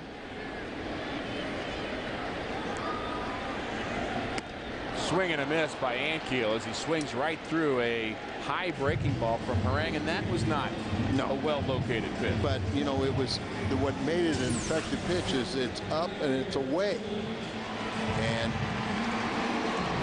it's just bad enough to get away with it to make it an effective pitch. Well, Harang did not have a good outing his last outing. He lost to the Milwaukee Brewers 9-5 on Saturday. Gave up 8 runs on 12 hits in that game. Three home runs, produced 8 of those runs. He is making his 200th career start here tonight in St. Louis, and 20 of them have been against the St. Louis Cardinals, so they know each other. Yeah, when he makes good pitches, he can get you out. But when he doesn't have good command, he doesn't have the ability to really throw the ball by you. And for a team that is very vulnerable to the changeup, we haven't seen much of those tonight, and that's one of his best pitches. Like he doesn't have the feel of that either. Kind of a field pitch. Molina 0 for 1 with a walk. He's 0 for his last 10. And he fouls off the first pitch. His timing's been a bit off as well. Ricky, we talk about Harang as 6'7", and last year he got into a situation where they had like a 16, 18 inning game, and he came into that game in relief and really pitched well through 98 miles an hour. Really upped his velocity. Had some elbow issues afterwards. Molina hits the ball to the second baseman Phillips, and he's going to flip to short and on to first, and an inning-ending double play. But Albert adds to the Cardinals' lead. It's 3-0 through 6. Cardinals baseball on Fox Sports Midwest is brought to you by AT&T. Switch to the nation's fastest 3G network. AT&T, your world delivered. Chris Carpenter has been outstanding through 6 innings. The pitch count at just 63. Yeah, the funny thing is the 3rd inning threw the most pitches, 17. It was a 1-2-3 inning for him with the 7, 8, and 9 hitters, and he took him the most pitches. I wonder if he's worked up a sweat yet. I'm sure he has. I'm sure he has, but he doesn't look it. Ball hit on the ground is short. Ryan again smoothly across the diamond to Albert. And 1 out here in the 7th inning, and Chris Carpenter continues to mow him down. The Cardinals Fox Sports Midwest broadcast team will be calling play-by-play live from the Champions Club on Wednesday, June 17th, when the Cardinals host the Dodgers. Al, myself, Dan McLaughlin will be out at the Champions Club to broadcast the entire game from Busch Stadium's most popular all-inclusive club. The Champions Club includes a full upscale buffet, 2 full service bars, and a great view of the game from the third base suite level. Great tickets still remain for that game at stlcardinals.com. That'll be fun, Al. Yeah, we're going to have you help us out, so we can have one of us take time off and meet and greet all the fans. It'll be a fun night as Carpenter takes care of Chris Dickerson for the first time. 4-3. He has the 2 hits for the Reds. This copyrighted telecast is presented by the authority of the St. Louis Cardinals and may not be reproduced or retransmitted in any form, and the accounts and descriptions of this game may not be disseminated without the express written consent of the St. Louis Cardinals. 4 pitches, 2 outs here in the 7th inning, and at some point, Al, even if we think that you should be swinging at the first pitch to stay aggressive, you're in the 7th inning of a game. The other guy's mowing you down. Don't you have to step out, try to maybe take a few pitches? Well, or you not. change the tempo, and he's dictating the pace of the game, and you're trying to slow him up a little bit. Maybe don't swing until you get 2 strikes. That might change the tempo. Brandon Phillips won't do what he's done the first 2 at-bats. That was hit into double plays as he hits with nobody on here and jumps out of the way of a nasty breaking ball from Chris Carpenter. 0-2 on Brandon Phillips. Very uncomfortable approach there. Yeah, look at that breaking ball, and he just starts backing up and breaks over the plate. Called strike. 0-2. Now their curveball, didn't want it. Slider. And the pitch. Bit outside. That jelly leg that we saw from Brandon Phillips. We've seen guys do that to set up pitchers. Jim Edmonds was really good at that. And Willie McGee, I think, sometimes set up pitchers. George Hendrick would do it, but I don't think that's what Phillips was doing. I'm not too sure that Willie did it. You think he just made the adjustment? Well, Whitey used to tell me, he said, how dumb pitchers are. He said they throw one over Willie's head, he swings at it. Throw one in the dirt, he swings at it, and then they groove one, and he hits a BB. Willie had some great years, didn't he? Yes, he did. Still he was an fun to all-time watch. favorite for many St. Louis Cardinal fans. No doubt about Number 51. Doesn't want that curveball. He wants the slider. And we see why as he takes care of Brandon Phillips. 3 up, 3 down for Cincinnati. They're gone in the 7th. 3-0 Cardinals.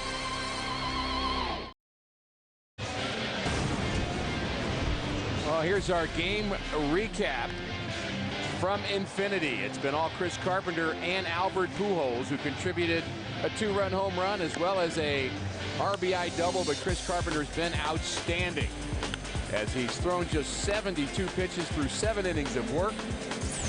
And he's given the Cardinals a 3-0 lead as they hit here in the bottom of the 7th inning. And Joe Thurston, first ball hitting as well, pops up to the shortstop, and he'll take care of Thurston for the first out. And the Cardinals now following suit, Al, and swinging at the first pitch as well. And this has been a very well-played game, and I think part of it is the pitchers throwing strikes. No doubt about it. And part of it is guys up there swinging the bat. How much we look forward to the matchup, whoever Chris Carpenter's facing. We know we're going to get that really good effort, and the Cardinals are going to have a great chance to win. I think he translates that to his entire team. All the fielders know that they really got to be on their toes because it's going to be a lot of first ball hittings. He's throwing strikes. struck out 3. He's got 11 ground ball outs, and that makes you think, why swing the bat?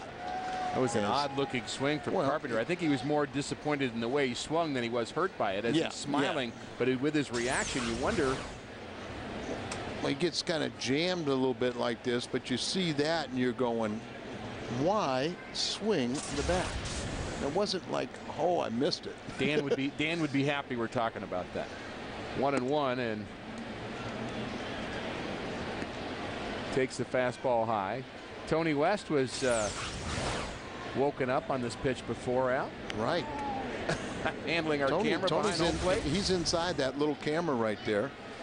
He does a great job. He really does. Under tough working conditions inside that camera. He's really a giant of a photographer, too. How about that? Chris Carpenter with a base hit into the left field corner, and Chris Carpenter gets his first hit. Think we ought to get a pinch runner for him? No. Just let him stay right there.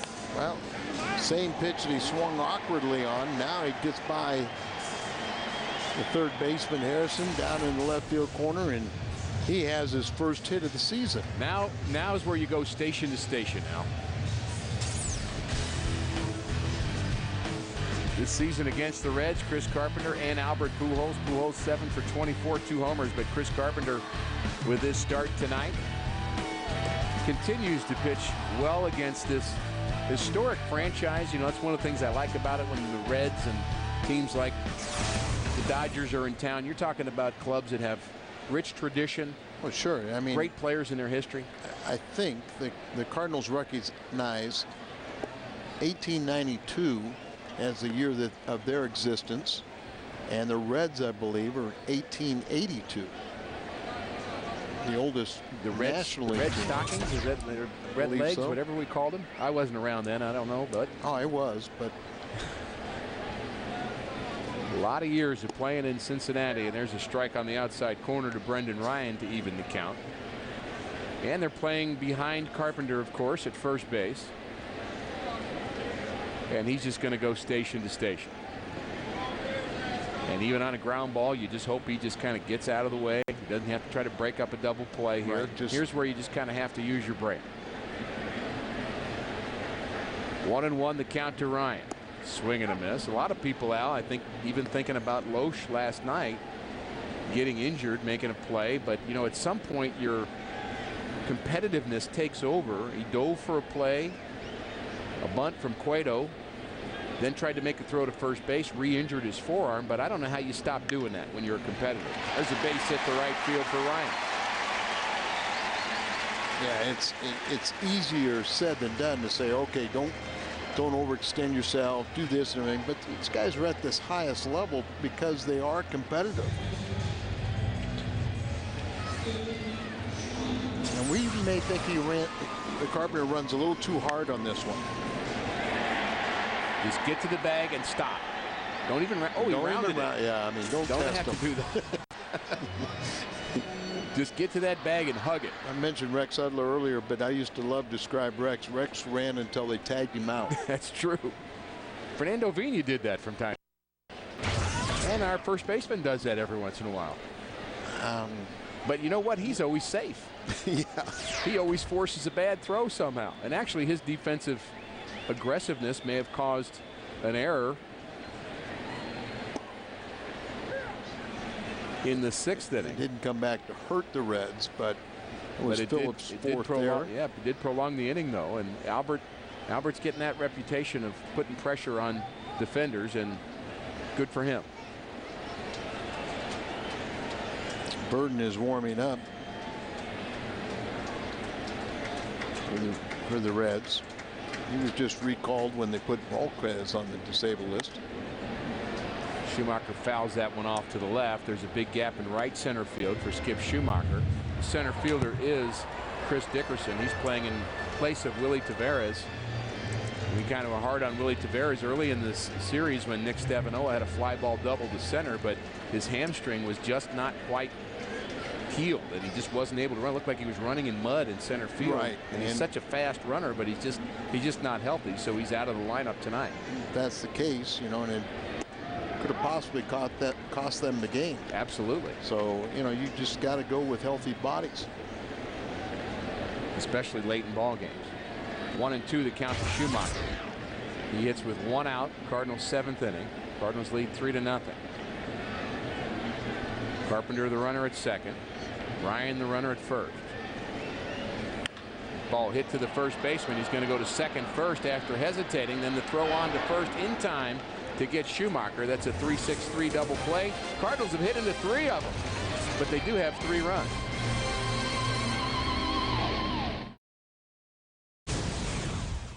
Well, it's consistency of the player getting the bat through the strike zone, and you hope that, you know, by watching that they don't develop bad habits. You know, I don't always say a lot, but I watch. I don't miss anything. But the main thing you want the guy to do is take a good BP, prepare himself for the game. Don't go in there try to hit, you know, every pitch out of the ballpark. Use the field, get loose, work on his timing. That's Cardinal hitting coach Hal McRae talking about batting practice. We listened to Cal Eldred as he was mic'd up for batting practice, and Hal talking about what's important from his point of view. Al? Ricky, you know, batting practice today has become a show. You know, when McGuire and, you know, all of the people come out and watch McGuire hit home runs, and Albert is carrying on that tradition. But who was probably the best that you ever saw as a hitter really going and using batting practice for what it's designed to do? Tommy Herr. And to me, it was Ted Simmons. And what Ted Simmons would do is he really accentuated hitting down on the ball. Yep. Never tried to hit a ball out of the ballpark. You know, worked, you know, took pitches and hit them where they were pitched. Not trying to wow anybody. Accentuated, you know, taking it to the opposite field and that downward line drive stroke. Well, how about the job Chris Carpenter has done here this evening? 1 out in the 8th. Ramon Hernandez the batter, and Chris Carpenter is pumping in strikes, and there's another one. The Cardinals are trying to go to 31-23. Al's already told you Milwaukee lost already 4-3 to Florida, so the Cardinals will be tied for first place. Another good breaking ball. You know, don't you? I mean, it's not fair, but this is the kind of game we expect from Carpenter. That's right. Talk about the bar being high. Yes. 0-2 the count. Another curveball hit on the ground to third. Brian Barden just in the game, takes care of Hernandez. And it's time for another fun fact. The bluegrass removed from Fenway Park's left field after the 1967 resodding wound up as Carl Yastrzemski's lawn in Linfield, Massachusetts. Now, I knew that. You did? Yeah. I wonder if the ground crew had to go to his house to mow it. I think they did. When you're Carl Yastrzemski. I think you're right. What do you want, sir? We'll be there at what time? You know where Carl Yastrzemski played college baseball? That's an added fun fact for you, Al. Well, and I do not know that. University of Notre Dame. Oh, I think I did hear that, but couldn't say that I could definitively say that, but it does ring a bell afterwards. And he had a great career, Hall of Famer, of course.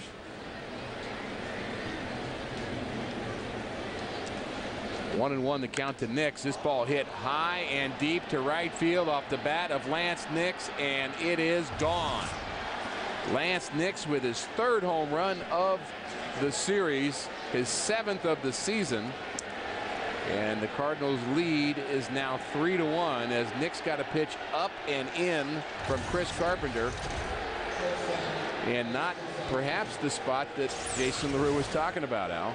Well, let's see. And you can tell right now it's not there. It's out over the plate. It's down. It's right into the swing of his, you know, a low ball hitter. Gets the full extension and he hits a home run. That's what also, you know, LaRue said. Pitches like that are supposed to be hit out. Exactly. Missed his spot, and he hasn't missed very many spots today. Chris Carpenter has given up just 3 hits. Now, Nix was one of the few guys that's been able to put the ball in the air tonight. All 3 plate appearances, this one over the fence. The Cardinals can tie Milwaukee with a victory here tonight. Cincinnati began play just 2.5 games back, and Cincinnati's been one of the best road teams in the National League. They're 15-12. Only the Phillies and the Dodgers have a better road record than the Cincinnati Reds. And what gets overlooked is it's been Albert and Carpenter, no other support other than defense. And Barton takes care of Gonzalez. We're going to see Albert again when we come back. Cardinals baseball on Fox Sports Midwest is brought to you by Budweiser Select. Full flavor, 99 calories. The exception to the rule. And by Bank of America. Cardinals banking only at Bank of America. Beautiful night for baseball. Cardinal fans have been treated to an outstanding performance by starting pitcher Chris Carpenter, who's looking for his 4th victory of the season. He leads 3-1. The offense has been provided by Albert Pujols. 2-run homer in the 3rd inning, 431 feet, and an RBI double in the 6th. It's hard to believe that as good as Carpenter is pitching today, his ERA has gone up 1,100 points. But Harang, give him credit. I mean, Cardinals have had him on the ropes, but they can't put him away. And he's certainly been battling tonight. Does not have the same kind of stuff that Carpenter has. He's missed his spot quite a bit, missed location. Does not have overpowering stuff today. Does not have the good changeup, but somehow managing to get outs when he needs them. I said the Cardinals had 3 double plays. There have been 4 double plays that the Cardinals have hit into. And you know what? This would be a 1-0 Reds lead if you took away Albert. That's how well he's pitched, but you got to say, why has he allowed, Albert to get 2 mighty swings against him and do all the damage? I imagine about 11:30 tonight, when he's sitting in his hotel room, he's going to ask himself that same question. Ball high to Rasmus, 3-1. 11:30, they may be back in Cincinnati. The way this thing's going. It might be right. Odd homestand. The Reds are going home for just 3 games against the Chicago Cubs. And the Cubs in Atlanta were rained out, so Braves are probably watching this one.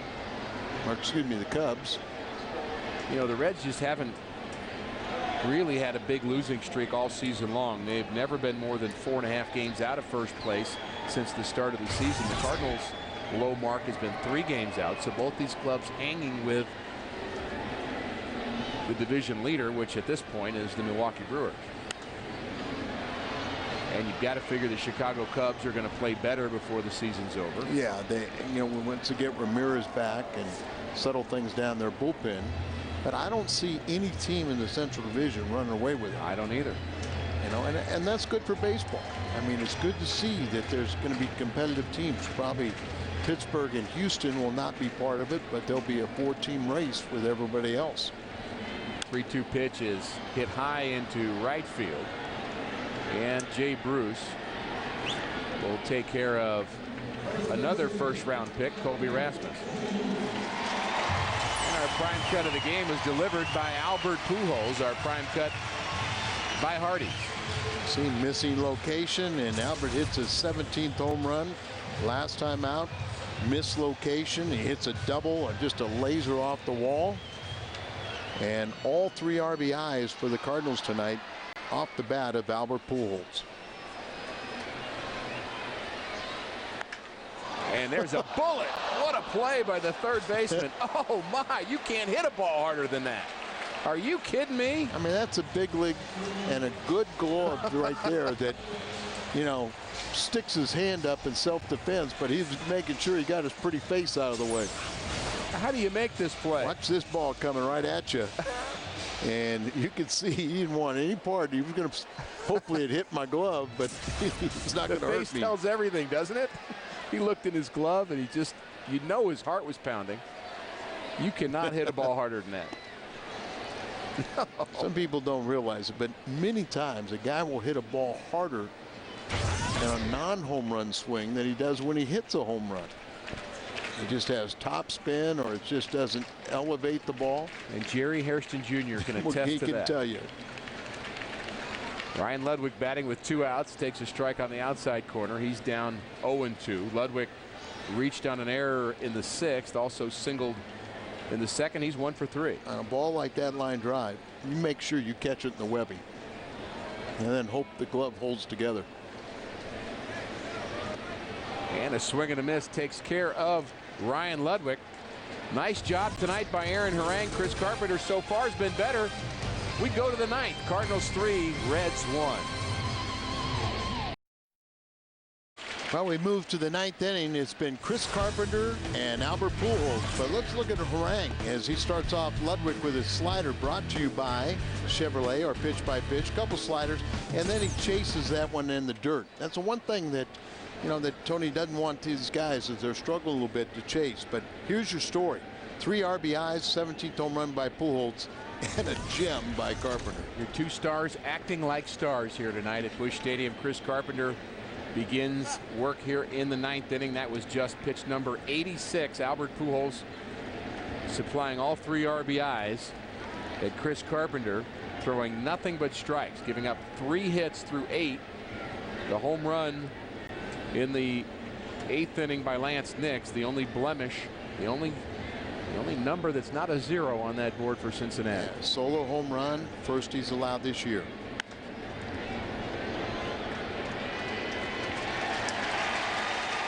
And there's one out, fly out to right field, and let's go to Jim Hayes with the U.S. Cellular Cardinals Live preview. Jim?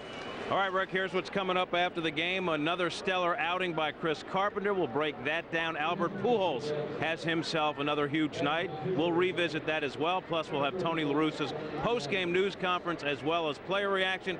It's all coming up after the game. Pat Paris, the omnipresent Rick Horton, live at Lumiere Place. For now, we go back upstairs, guys. Thanks, Jim. Appreciate it. Look forward to that. And we've looked forward to this outing by Chris Carpenter, and we've not been disappointed. He's been outstanding. Johnny Gomes will pinch hit for Harang, who is pretty good himself, and he takes a breaking ball right down central. Strike 1. And Gomes kind of talking to himself right there. He gets that breaking ball. You've been sitting there just a little over 2 hours. But he's seen all of his teammates being frustrated going back to the dugout. Now he got his chance to see why. I'm sure they were muttering in that dugout. A lot of talk goes on. This guy's good. Here's the slider. Well, it's kind of interesting when that chatter happens, because you don't want to come in and say, hey, we can't hit this guy. I mean, so you don't want to say anything negative, but you also want to be truthful. Didn't want the curveball. Wants the slider again. Cutter, middle of the plate, but it's an out. Well, if it comes down, he's out. 2 outs here in the 9th inning, and it's time for our Budweiser player of the game. Let's see, who might that be? How about this guy who's getting a standing ovation as we speak here at Busch Stadium? Chris Carpenter. Unbelievable night for the Cardinal ace. Albert has quite the night, but it gets overshadowed by the brilliant pitching of Carpenter, trying to run his record to 4-0 and give the Cardinals a share of first place. Look at this crowd. Strike 1. Jerry Hairston. 2 outs in the 9th.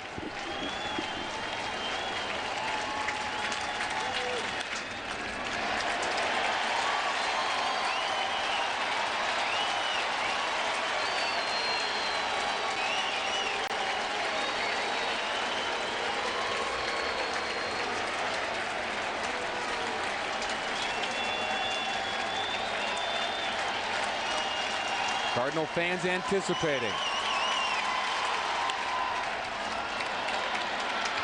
Fly ball down the right field line, and it is foul. Did you see the extra effort from Ludwig on that? I mean, he's always given flat out hustle, but just a little bit special to be playing in a game like this and wanting to preserve a gem for his pitcher. 39,249 fans have gotten their money's worth tonight. I think Tony will enjoy talking to the media tonight. I think he will. Well, one more out to get. How about ended on your 95th pitch? 0-2. That slider's been a good pitch for him. Molina wants the curveball. He's changed, wants the fastball in. Jammed him. Ryan to Pujols. And Chris Carpenter has picked up his 4th victory of the season. An outstanding outing for the Cardinal ace.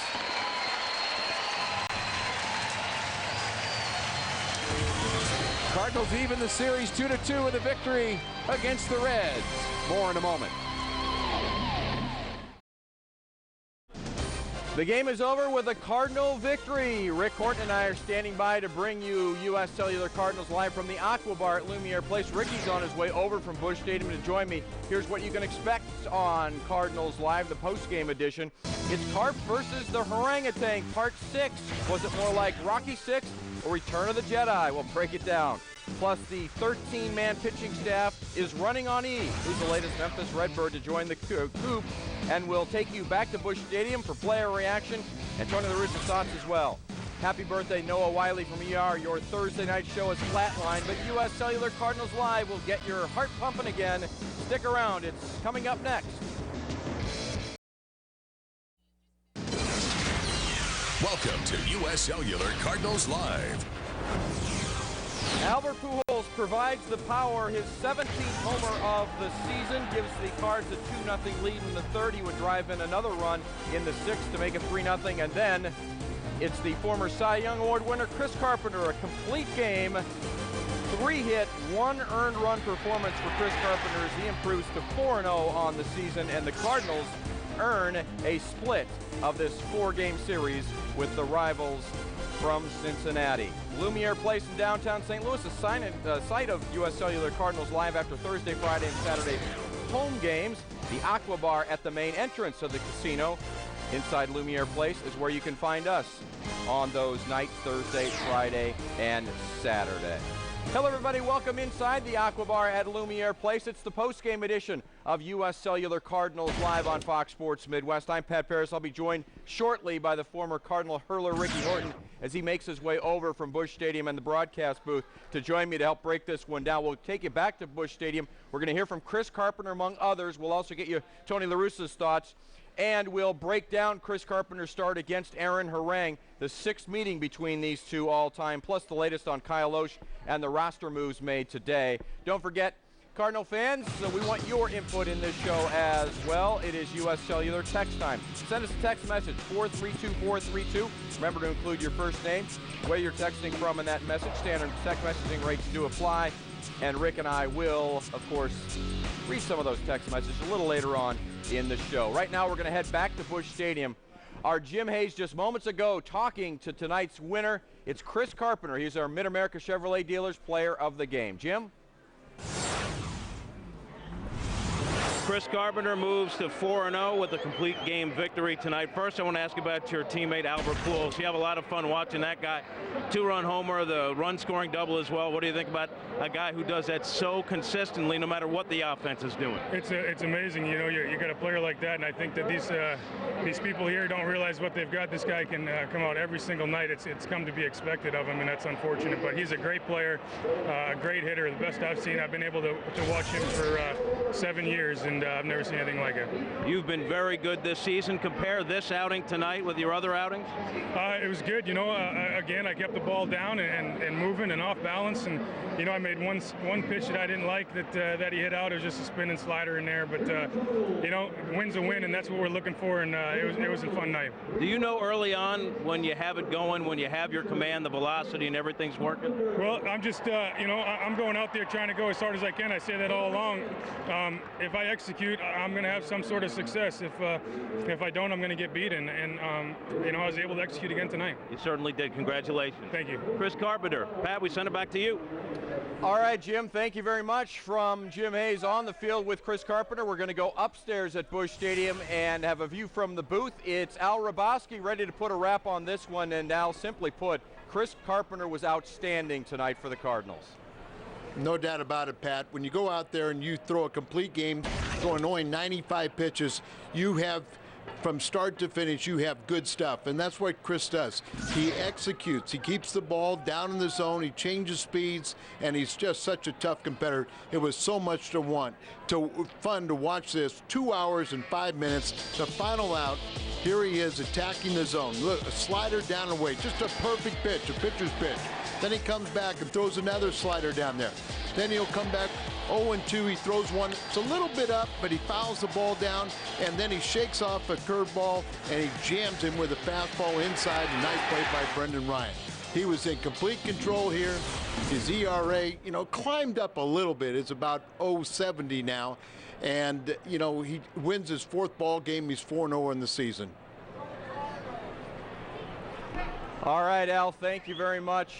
Terrific ball game. Nice job with you and Ricky, and we will check in with you tomorrow coming up on Fox Sports Midwest as the Rockies come to town. Let's take a look at the highlights. Chris Carpenter on top of his game early. Brendan Phillips up with a runner on first, and Carp induces the 5-4-3 double play.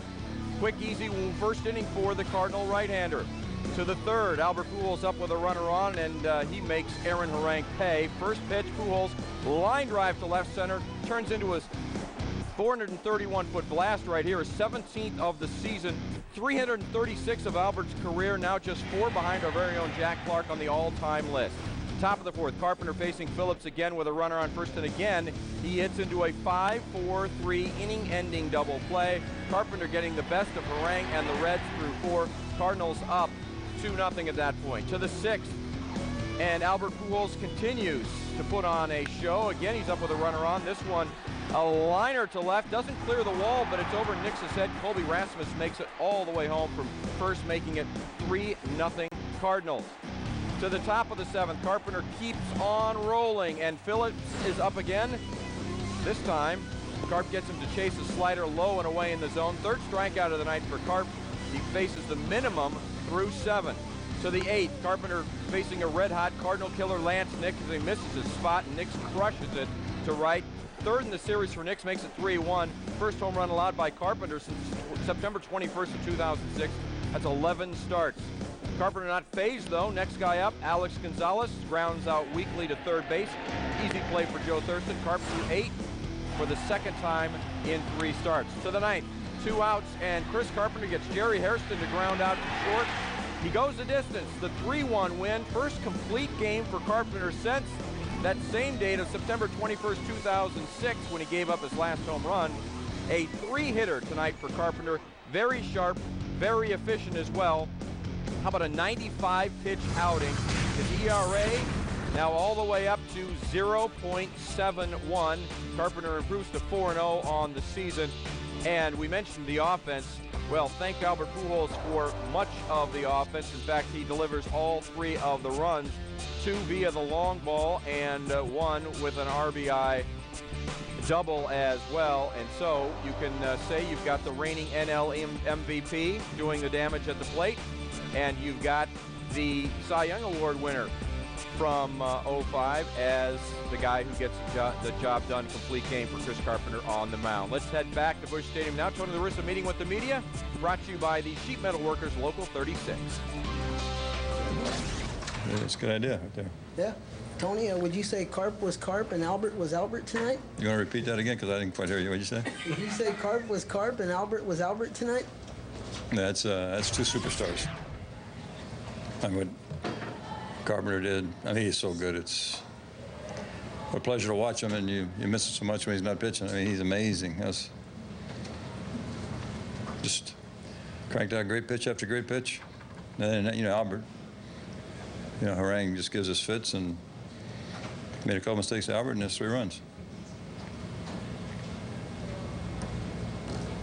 Is there anything subtle about that game? I mean, it just stands out. Those 2 guys give you a big. Well, I mean, but the way Carp got the outs is subtle. I mean, he wasn't just here, strike 1, you try and hit it. I mean, he was moving the ball around and changing speeds and had movement in every direction. Quality. I think he only threw a couple balls over the middle of the plate. One of them left the park. I mean, that was very subtle, very special. Speak to the confidence that no one was even warming up, where somebody gets on in the 9th, time runs to the plate. Well, if somebody would have gotten on in the 9th, then we would have gotten Franco. I mean, he's already. I mean, we haven't stretched him very much farther than that as far as how many pitches he throws. But I mean, if he got into early trouble, Frank would have gone up. Once he got the first couple of guys, he's going to pitch through Phillips. Tony, you have a good starting rotation, but you talk about the confidence that the team has, maybe a little extra energy when Carp's pitching, that they know that's a win waiting to happen. No, I don't buy that. I mean, we only got 3 runs. I mean, where's the extra energy? I mean, no. I mean, our guys respect our starting pitchers, and they play hard for all the starting pitchers because everybody's out there battling. I mean, that doesn't set them apart. I mean, you do have a feeling that if you can get something on the board, that Carp's going to give you a hellacious effort. I mean, he's track records, right, incredible. But as far as the guys playing hard, they don't play harder for him than they do the other guys. Is he the best pitcher? Is he the best pitcher you've managed? That would be a bad question to answer. So I'll throw that tied for first. I mean, there's never been a better pitcher. But, you got Dave Stewart and all those years, Lamar Hoyt. I mean, it goes on and on. Darryl Kyle. Nobody's better than Carp. I don't think anybody pitching today is better. I mean, he's right up there with Holiday, and you ever take the best ones out there, Carp's right there. Is there any parallel for you to be drawn between him and Stewart? Or they're yeah, I think they're true number ones in the sense that they want that responsibility of leadership. They're going to compete to the last breath all the time, and when they're not pitching, they're very into the rest of the team, not just the starting pitchers, but the rest of the team. How much do you think? I mean, you talk a lot about the Carp's glare, Carp's competitiveness. How much of it is with him is also talent, just the stuff? No, it's mostly talent. Okay. I mean, just look at what goes to the plate. The ball's going this direction, that direction. It's got he probably got 2 speeds to every location, whether it's in or out, and then he's got a big curveball. And I mean, he's tough to run against. Left up the offense part. Well, he got a bigger kick out of that probably than almost as much as that last out. I mean, he's. And we are back at the Aqua Bar at Lumiere Place after Tony La Russa's comments and the Chris Carpenter 3-1 victory tonight over the Cincinnati Reds as they split this 4-game series. Chris Carpenter, of course, is our Helitech King of the Hill, and who else would it be? Goes complete game, 9 innings, allows just 3 hits, the 1 earned run, which was a solo shot with 2 outs to Lance Nix in the top of the 8th. Doesn't walk anybody, strikes out 3. 95 pitch effort with the 66 strikes of the 95 pitches, and his ERA now at 0.71. He had everything going tonight. In fact, he had faced the minimum through 7 2/3 before he gave up the solo shot to Lance Nix, and he was not only efficient but outstanding tonight in his start against the Reds. And the Cardinals, certainly with the injuries to the starting rotation, suddenly could really use that kind of an effort, and they got it tonight. Some food for thought brought to you by Jack in the Box. We'll look at Chris Carpenter and Aaron Harank's 6 matchups against one another head-to-head. And you see Carpenter now ahead in the record count at 3-2. They were 2-2 coming in with 1 no decision between the two of them. But look at the stats now. The 3 complete games against Harank's 2. The ERA down at 1.84. And the opposition batting average at 145, just sick. And how about the strikes to walkouts, 40-6. Harang not bad at 30-12, but Harang certainly outpitched tonight by the Cardinal ace, Chris Carpenter. Let's get back to some news of the day. Tony La Russa, in fact, indicating earlier today that Kyle Lohse will likely be placed on the 15-day disabled list. Lohse left yesterday's start after throwing just 39 pitches in 2 innings of work. The right-hander has struggled since being hit by a pitch on the right forearm by the Royals' Ron Mayhay back on May 23rd.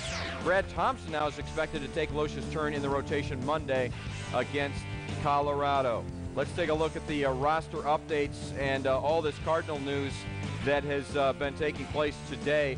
Lohse likely to be placed on the DL, as mentioned, with Brad Thompson getting a start for Lohse on Monday. Blaine Boyer designated for assignment today. Jess Todd recalled from Memphis. The reliever will be the 12th rookie to play for the Cardinals this season. That's tops in the majors. Joel Pinheiro completed a bullpen session this afternoon after missing his last start with back spasms. He's expected to make his next start on Sunday. Also, Joe Thurston expected to miss a few games because of the upcoming birth of his child. Remember, we are at the Aqua Bar at Lumiere Place as we look at the rooms at the luxurious Four Seasons Hotel at Lumiere Place. Four Seasons, the only 5-diamond hotel in the entire state of Missouri. The suite features a living room, a mini kitchen, a beautiful bedroom, 2 baths, and a large walk-in closet. Many celebrities and athletes stay when they come to St. Louis at the Four Seasons Hotel here at Lumiere Place. When we continue on U.S. Cellular Cardinals Live, more reaction. Albert Pujols with his 17th of the season in a 3-1 win.